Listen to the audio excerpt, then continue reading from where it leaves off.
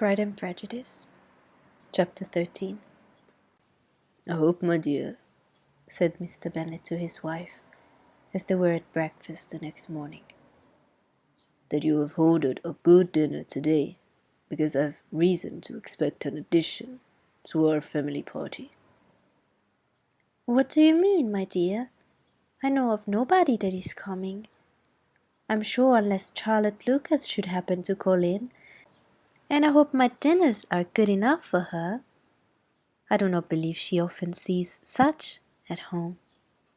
"The person of whom I speak is a gentleman and a stranger." Mrs. Bennet's eyes sparkled. A gentleman and a stranger? It is Mr. Bingley, I'm sure. Oh, why, Jane, you never dropped a word of this, you sly thing. Well, I'm sure I should be extremely glad to see that Mr. Bingley. But, good Lord, how unlucky! There is not a bit of fish to be got to-day. Lydia, my love, ring the bell. I must speak to Hill this moment. "It is not Mr. Bingley," said her husband. "It is a person whom I never saw in the whole course of my life." This roused the general astonishment, and he had the pleasure of being eagerly questioned by his wife and 5 daughters at once. After amusing himself some time with their curiosity, he thus explained. "About a month ago I received this letter, and about a fortnight ago I answered it. I thought it a case of some delicacy, and requiring early attention.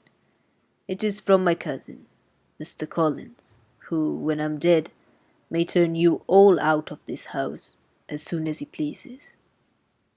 "Oh, my dear," cried his wife, "I cannot bear to hear that mentioned. Pray do not talk of that odious man. I do think it is the hardest thing in the world that your estate should be entitled away from your children.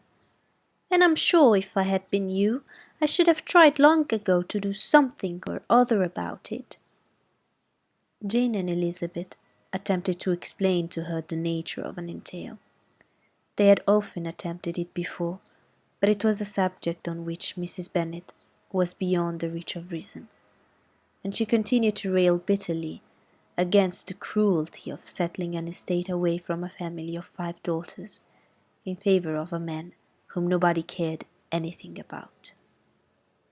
"It certainly is a most iniquitous affair," said Mr. Bennet, "and nothing can clear Mr. Collins from the guilt of inheriting Longbourn.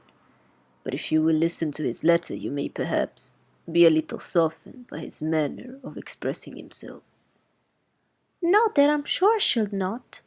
And I think it was very impertinent of him to write to you at all, and very hypocritical. I had such false friends. Why could he not keep on quarrelling with you as his father did before him?" "Why, indeed, he does seem to have had some filial scruples on that head, as you will hear." Ansford, near Westerham, Kent, 15 October. Dear Sir, the disagreement subsisting between yourself and my late honoured father always gave me such uneasiness, and since I have had the misfortune to lose him, I have frequently wished to heal the breach. But for some time I was kept back by my own doubts, fearing lest it might seem disrespectful to his memory for me to be on good terms with any one with whom it had always pleased him to be at variance. There, Mrs. Bennet. My mind, however, is now made up on the subject, for having received ordination at Easter, I have been so fortunate as to be distinguished by the patronage of the Right Honourable Lady Catherine de Bourgh, widow of Sir Lewis de Bourgh, whose bounty and beneficence has preferred me to the valuable rectory of this parish, where it shall be my earnest endeavour, though demean myself with grateful respect towards her ladyship, and be ever ready to perform those rites and ceremonies which are instituted by the Church of England. As a clergyman, moreover, I feel it my duty to promote and establish the blessing of peace in all families within the reach of my influence, and on these grounds I flatter myself that my present overtures of goodwill are highly commendable, and that the circumstance of my being next in the entail of Longbourn estate will be kindly overlooked on your side, and not lead you to reject the offer olive branch. I cannot be otherwise than concerned at being the means of injuring your amiable daughters, and beg leave to apologize for it, as well as to assure you of my readiness to make them every possible amends, but of this hereafter. If you should have no objection to receiving me into your house, I propose myself the satisfaction of waiting on you and your family, Monday, November 18th, by 4 o'clock, and should probably trespass on your hospitality till the Saturday se'nnight following, which I could do without any inconvenience, as Lady Catherine is far from objecting to my occasional absence on a Sunday, provided that some other clergyman is engaged to do the duty of the day. I remain, dear sir, with respectful compliments to your lady and daughters, your well-wisher and friend, William Collins. At 4 o'clock, therefore, we may expect this peacemaking gentleman, said Mr. Bennet, as he folded up the letter. He seems to be a most conscientious and polite young man, upon my word, and I doubt not will prove a valuable acquaintance, especially if Lady Catherine should be so indulgent as to let him come to us again. There is some sense in what he says about the girls, however, and if he is disposed to make them any amends, I should not be the person to discourage him.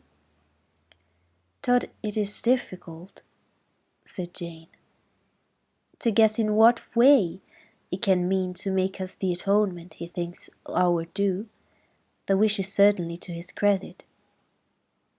Elizabeth was chiefly struck with his extraordinary deference for Lady Catherine, and his kind intention of christening, marrying, and burying his parishioners whenever it required. It must be an oddity, I think, said she. I cannot make him out. There is something very pompous in his style, and what can he mean by apologizing for being next in the entail? We cannot suppose he would help it if he could. Can he be a sensible man, sir? No, my dear, I think not. I have great hopes of finding him in quite the reverse. There is a mixture of servility and self-importance in his letter which promises well. I am impatient to see him. In point of composition, said Mary, his letter does not seem defective.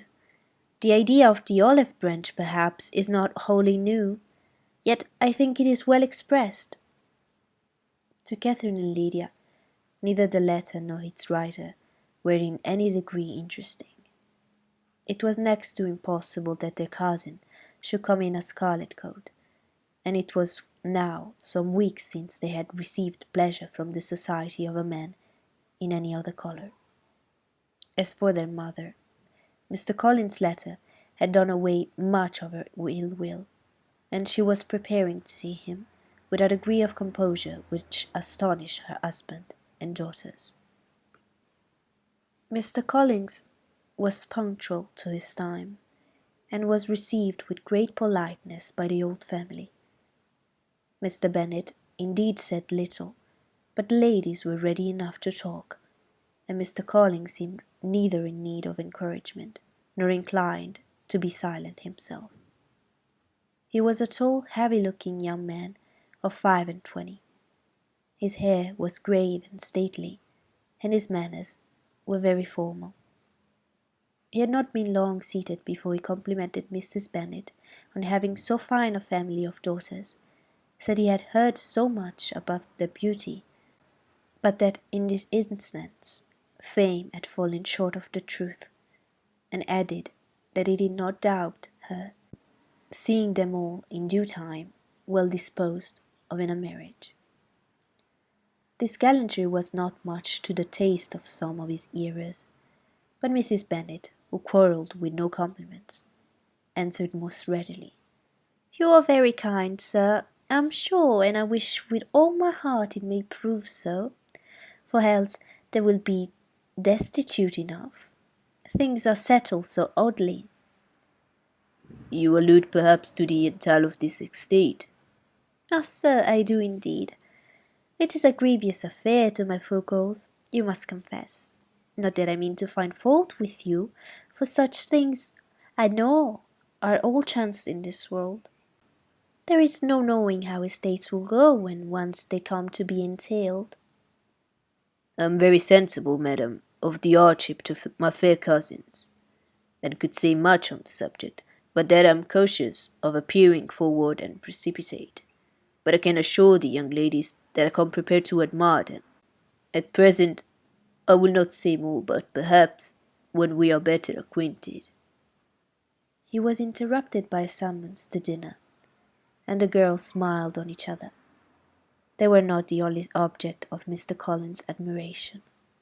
The hall, the dining room, and all its furniture were examined and praised, and his commendation of everything would have touched Mrs. Bennet's heart, but for the mortifying supposition of his viewing it all as his own future property.